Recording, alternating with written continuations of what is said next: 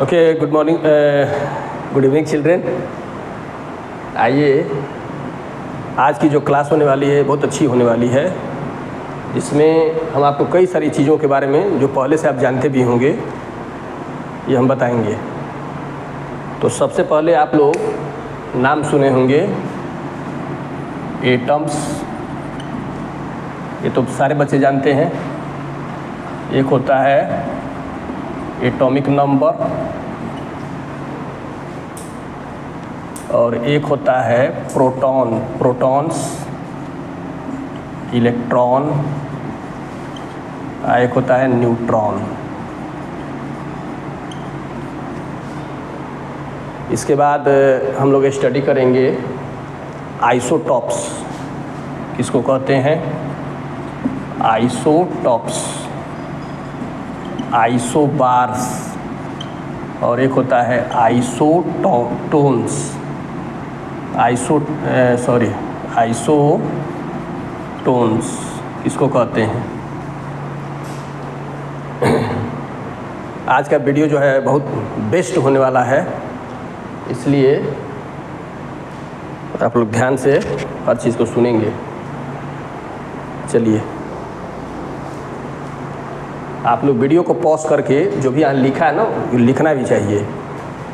ये वीडियो जो है कई सेक्शन में होने वाला है। ये एक तरह से समझ लीजिए कि ये बेसिक क्लास किसका है। ये बेसिक क्लास मैं आप लोगों को दे रहा हूँ रेडियो एक्टिविटी का।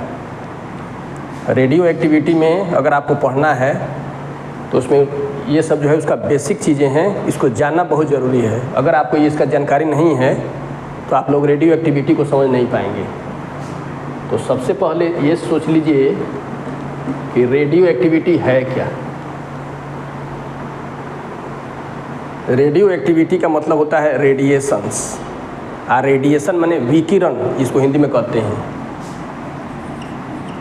Radio activity. इसको ये पूरी तरह से एक तरह से रिलेटेड है रेडिएशन से, और रेडिएशन की हिंदी होती है विकिरण, रेडिएशन। ठीक है, इसको विकिरण कहते हैं। रेडिएशन का मतलब होता है ना कि कुछ निकल रहा है किसी चीज़ में से, लेकिन वो दिखाई नहीं देता है। ठीक है, जैसे एक तरह से मान लीजिए कि कोई जैसे आलू है, ठीक है, आलू सड़ गया तो दूर से ही जो है आपको बदबू करेगा, अरे आलू सड़ गया है। तो जब वो सड़ जाता है तो उसमें कुछ ना कुछ गैस निकलती है, या कोई जानवर मर गया तो उसमें से कुछ सड़ी गैसें जो हैं वो निकलने लगती है, तो जो हमको बैड स्मेल होता है। उसी तरह से एक तरह से रेडिएशन का मतलब हो गया कि ऐसे ये तत्व होते हैं कि जिसमें से कुछ ना कुछ निकलेगा। खैर, इस सब की चर्चा हम लोग बाद में करेंगे। उसका बेसिक चीज़ें ये हैं कि सबसे पहले आइए हम लोग देखते हैं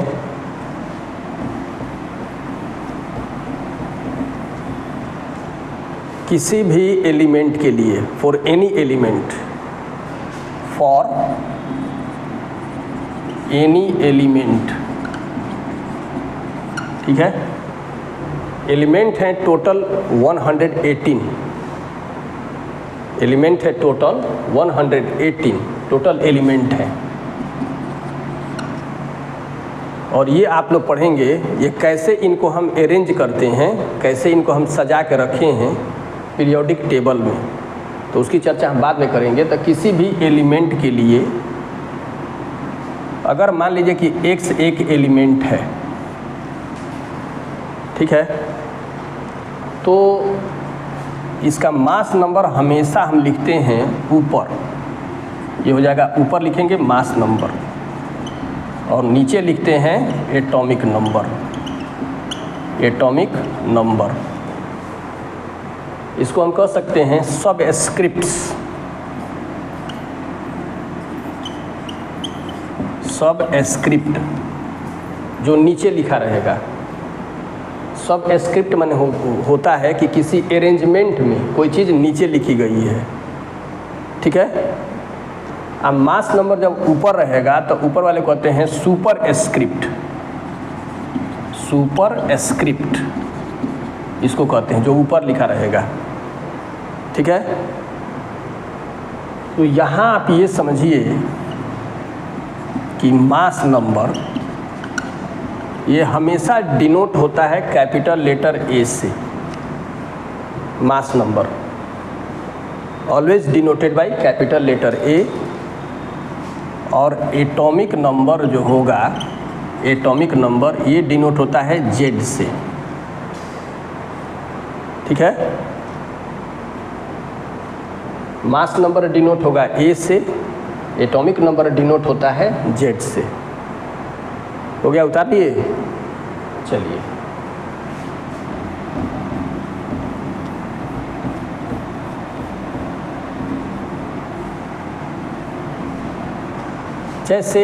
जैसे मान लीजिए ये एक्स है, कोई एलिमेंट है, ये ए हो जाएगा, ये जेड हो जाएगा।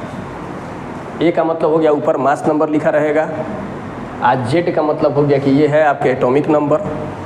जैसे मान लीजिए कि सोडियम है, सोडियम इसका मास नंबर होता है 23 और एटॉमिक नंबर होता है 11। ठीक है, यहाँ जो है एक फार्मूला भी देख लीजिए, इसको लिखते बच्चों, इसको आप लोग जो भी यहाँ मैं लिख रहा हूँ ना, इसको वीडियो पॉज करके आप लोग समझिएगा। अगर आपको कोई चीज़ समझ में नहीं आती है, हालांकि ऐसा होगा नहीं, क्योंकि मैं बहुत बेस्ट तरीके से उसको समझाने की कोशिश कर रहा हूँ। खैर देखिए, एटॉमिक नंबर, एटॉमिक नंबर यानी कि जेड, और ये इक्वल होता है नंबर ऑफ प्रोटॉन। ठीक है, ये फर्स्ट है। Second, number of proton, number of proton मतलब न्यूक्लियस में, स्ट्रक्चर ऑफ द एटम के में, न्यूक्लियस में जितने प्रोटॉन रहते हैं ये होता है उतना ही इलेक्ट्रॉन होंगे, तो नंबर ऑफ इलेक्ट्रॉन। ठीक है, ध्यान दीजिए, एटॉमिक नंबर को हम डिनोट करते हैं जेड से, जो कि नंबर ऑफ प्रोटॉन। यानी कि अगर सोडियम का एटॉमिक नंबर 11 है, तो अगर आपसे कोई पूछता है कि इसमें प्रोटॉन की संख्या कितनी है, तो आप बोलेंगे 11। ठीक है, इलेक्ट्रॉन की संख्या कितनी है इसमें, तो 11। तो यहाँ एक क्वेश्चन उठता है, ध्यान दीजिए, कि एटॉमिक नंबर अगर नंबर ऑफ प्रोटॉन के बराबर है, तो क्या atomic number number of electron के बराबर होगा? बिल्कुल नहीं होगा। Atomic number Z can not be equal to number of electron. Atomic number किसी भी एलिमेंट का कभी भी उसके नंबर ऑफ इलेक्ट्रॉन के बराबर नहीं हो सकता, क्योंकि इलेक्ट्रॉन्स जो होंगे उस एलिमेंट के, वो हमेशा केमिकल रिएक्शन में पार्टिसिपेट करते रहते हैं। इसलिए एटॉमिक नंबर जो होगा वो नंबर ऑफ इलेक्ट्रॉन के बराबर नहीं हो सकता है, लेकिन atomic number number of proton के बराबर होगा, एकदम श्योर है। सोडियम का एटॉमिक नंबर 11 है, यानी सोडियम में 11 प्रोटॉन है। यहाँ इलेक्ट्रॉन की संख्या भी 11 है, क्योंकि number of proton equal to number of electron. अब एक रह गया है आपका मास नंबर। मास नंबर देखिए,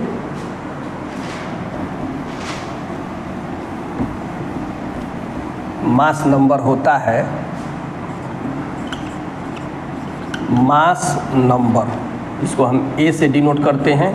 ये होगा number of proton plus number of neutron, ये होता है आपका मास नंबर। इसमें अगर कोई 2 दिया है, जैसे प्रोटॉन की संख्या दी है, मास नंबर दिया है, तो न्यूट्रॉन आप आराम से निकाल लेंगे। तो अगर इसमें हमको न्यूट्रॉन की संख्या निकालनी होगी, न्यूट्रॉन, तो ये क्या हो जाएगा, A माइनस जेड।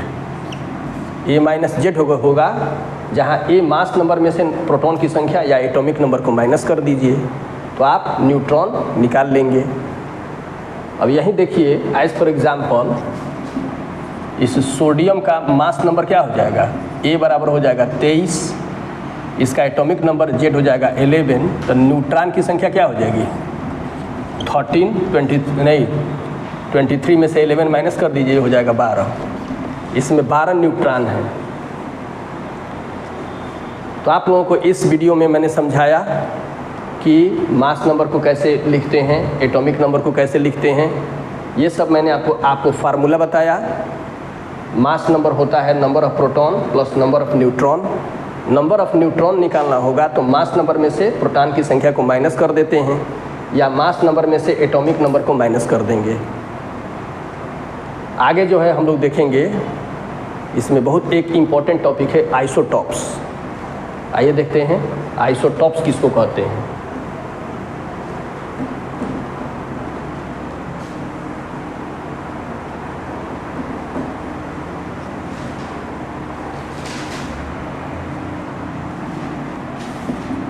ये चल नहीं रहा है जी, आइसोटॉप्स।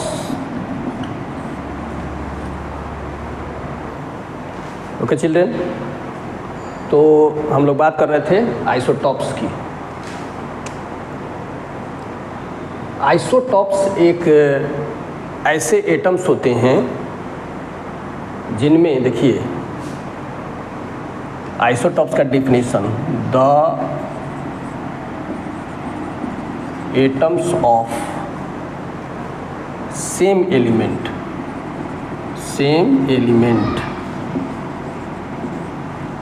सेम एलिमेंट्स के एटम्स होंगे जिनमें आइसोटॉप्स वे होते हैं कि जिसमें एटम्स में same element, the atoms of same element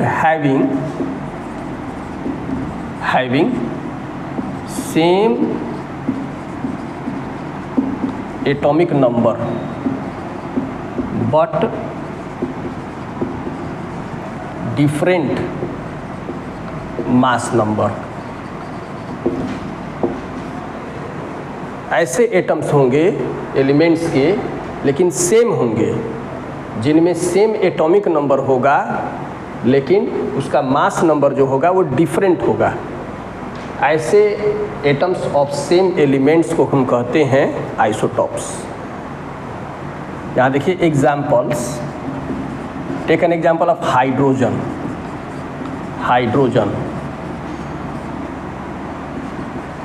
isotopes of hydrogen. Hydrogen के आइसोटॉप्स 3 होंगे। देखिए एक यहाँ H दे दीजिए, इसको दे दीजिए। एटॉमिक नंबर हाइड्रोजन का 1, माने नंबर ऑफ प्रोटॉन सेम होगा।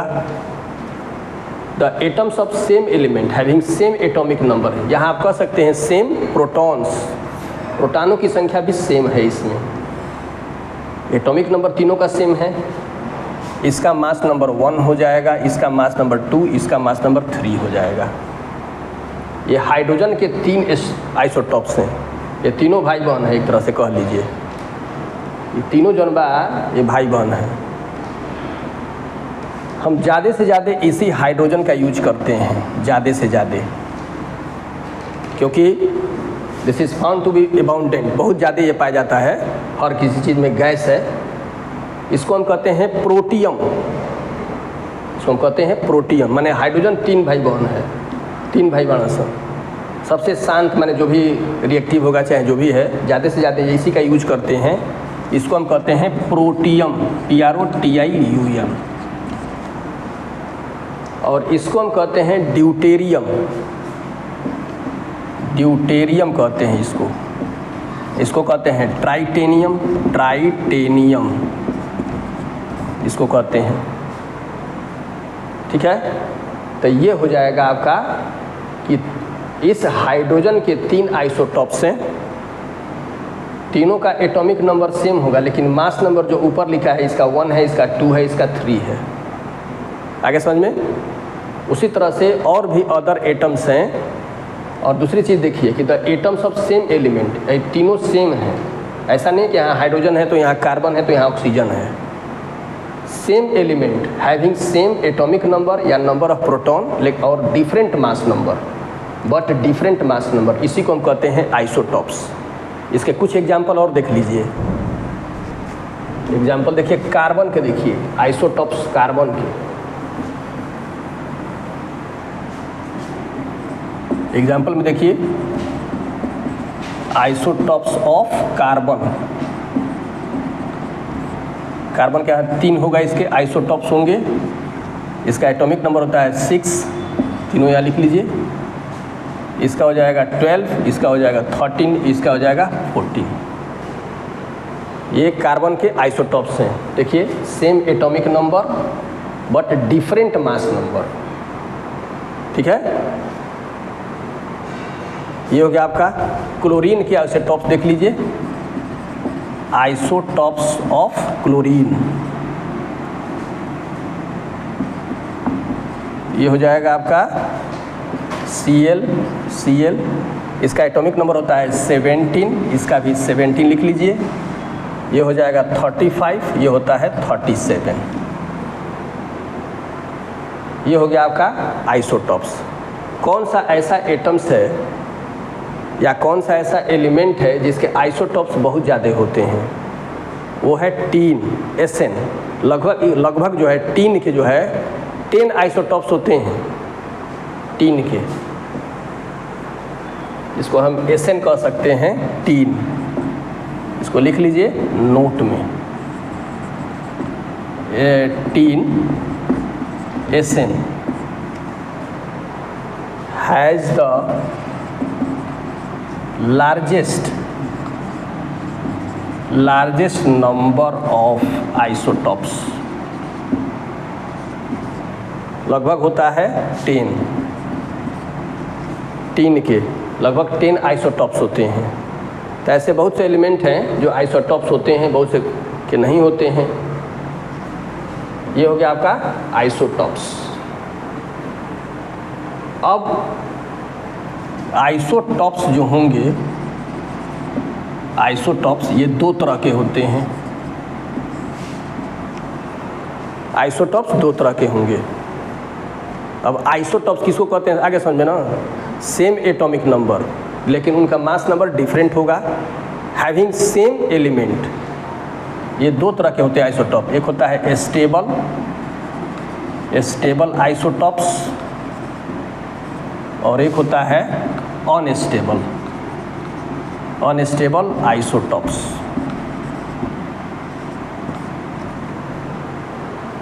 अब स्टेबल आइसोटॉप्स किसको कहेंगे, अनस्टेबल आइसोटॉप्स किसको कहेंगे, ये उतार लिए। स्टेबल आइसोटॉप्स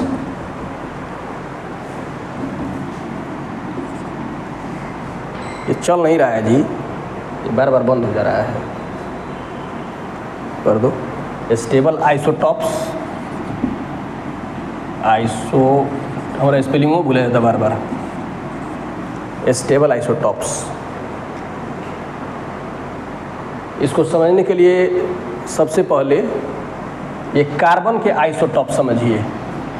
ये 12, 6, ये हो जाएगा 13, 6, ये हो जाएगा 14। अगर आप ये देखिए, स्टेबल आइसोटॉप्स को समझने के लिए बहुत ध्यान से सुनना होगा। पहले वाले में देखिए, कार्बन वाले में ये है, सबसे ज़्यादा यूज हम इसी का करते हैं, है ना। इसमें मास नंबर ए हो जाएगा 12, प्रोटॉनों की संख्या यानी प्रोटॉन कितने हैं इसमें 6, यानी एटॉमिक नंबर, है ना। मास नंबर इसका हो जाएगा 12, एटॉमिक नंबर चाहे नंबर ऑफ प्रोटॉन हो जाएगा 6, है ना। इसमें न्यूट्रॉन्स कितने हो जाएंगे, n हो जाएगा 12 - 6 यानी कि 6, ठीक है। पहले वाले में देखिए, इसमें न्यूट्रॉन कितने हैं कि मास नंबर में से एटॉमिक नंबर को माइनस कर दीजिए, दूसरे वाले में देखिए मास नंबर हो जाएगा यानी ए हो जाएगा 13, एटॉमिक नंबर यानी जेड हो जाएगा 6, तो न्यूट्रॉन हो जाएंगे 13 में से 6 जाएगा 7। ठीक है। तीसरे वाले में देखिए ए हो जाएगा 14, जेड हो जाएगा 6 यानी एटॉमिक नंबर, और न्यूट्रॉन हो जाएंगे 8। तो इस पे हम कह सकते हैं कि देखिए इसमें प्रोटॉनों की संख्या 6 है, न्यूट्रॉन भी 6 हैं, जो कि काफ़ी इसके क्लोज है, काफ़ी इसके क्लोज है। इसमें न्यूट्रॉन 7 है और प्रोटॉन जो है 6 है, माने 6 7 आगे पीछे है। इसमें थोड़ा सा डिफरेंट है। जैसे ही न्यूट्रॉनों की संख्या प्रोटॉन की संख्या से जब बढ़ने लगती है, इसीलिए न्यूक्लियस क्या हो जाता है, हैवी हो जाता है ना। ये बात आ रही है समझ में। देखिए पहले वाले देखिए, इसमें न्यूट्रॉन हो जाएंगे 6, प्रोटॉन भी 6 हैं, जो कि काफ़ी क्लोज है। इसमें भी आपका एटॉमिक नंबर 6 है, न्यूट्रॉन हो जाएगा 7, ये दोनों आगे पीछे हैं, क्लोज। लेकिन यहाँ 2 का डिफरेंस है, माने प्रोटॉन की संख्या कम हो गई है, न्यूट्रॉन की संख्या ज़्यादा हो गई है। तो जब किसी एटम के न्यूक्लियस में प्रोटॉन की संख्या बढ़ने लगती है, जब किसी एटम के न्यूक्लियस में न्यूट्रॉन की संख्या बड़ी हो जाएगी। यहाँ देखिए न्यूट्रॉन जो है बड़ा है, neutron greater than number of protons. इसमें भी बड़ा है लेकिन एक बड़ा है, इसमें तो इक्वल है। तो जब किसी एटम के न्यूक्लियस में न्यूट्रॉन की संख्या बढ़ने लगती है, तो वो एटम का न्यूक्लियस जो होगा ना, वो रेडियो एक्टिव होने लगता है, माने हैवी न्यूक्लियस हो जाएगा। और यहीं से शुरुआत होगी आपकी रेडियो एक्टिविटी की। तो अभी इसकी चर्चा हम पहले बाद में करेंगे, पहले ये हो जाएगा स्टेबल। तो इसका डिफिनीशन लिख लीजिए।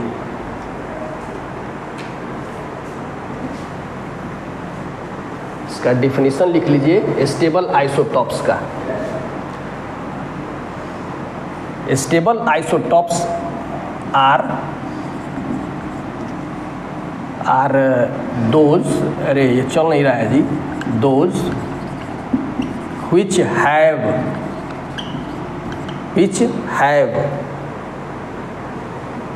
number of neutrons which are not neutrons nearly equal to number of protons, है ना। स्टेबल आइसोटॉप्स उनको कहते हैं कि जिनमें न्यूट्रॉन की संख्या उसके प्रोटॉन की संख्या के इक्वल होगी, चाहे करीब करीब बहुत लेस डिफरेंस होता है। तो ऐसे आइसोटॉप्स को हम कहते हैं स्टेबल आइसोटॉप्स। आगे समझ में। दूसरा है अनस्टेबल आइसोटॉप्स। तो अनस्टेबल आइसोटॉप्स में क्लियर है कि न्यूट्रॉन की संख्या बहुत ज़्यादा हो जाएगी उसके प्रोटॉन की संख्या से।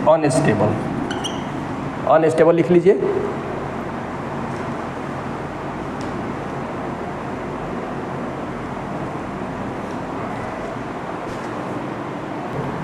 अनस्टेबल आइसोटॉप्स आर, अरे यार ऑफ करिए, चल नहीं रहा है। इसको कहते हैं और radio active isotopes. Unstable isotopes को कहते हैं रेडियो एक्टिव आइसोटॉप्स। क्यों?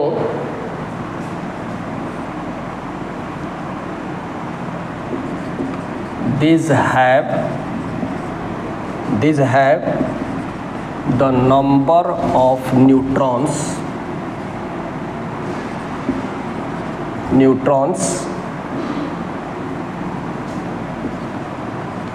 much more than number of protons। ठीक है। अनस्टेबल आइसोटॉप्स को हम कहते हैं अनस्टेबल आइसोटॉप्स कहिए चाहे रेडियो एक्टिव आइसोटॉप्स कहिए। ये ऐसे आइसोटॉप्स होते हैं एलिमेंट्स के कि इनमें न्यूट्रॉनों की संख्या उसके प्रोटॉन की संख्या से बहुत ज़्यादा होगी। एज फॉर एग्जाम्पल, यहाँ देखिए, एज फॉर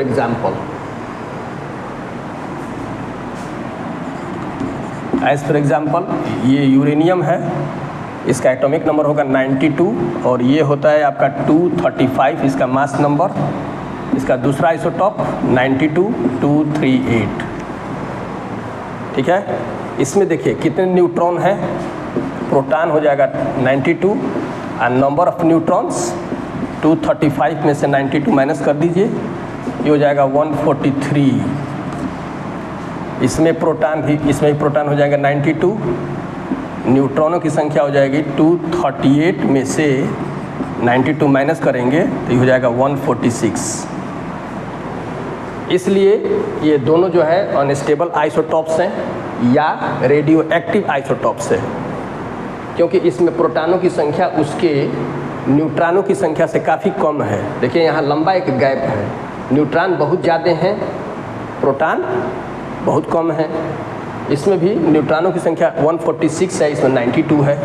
इसीलिए इन दोनों का न्यूक्लियस जो होगा वो हैवी न्यूक्लियस होता है, इसीलिए इसको हम कहते हैं अनस्टेबल आइसोटॉप्स या रेडियो एक्टिव आइसोटॉप्स। अगले वीडियो में अभी हम लोग देखेंगे कि किसको आइसोबार्स कहते हैं और किसको आइसोटॉन्स कहते हैं। तब तक के लिए नेक्स्ट वीडियो में वॉच करिएगा, वेट करिए। Thank you.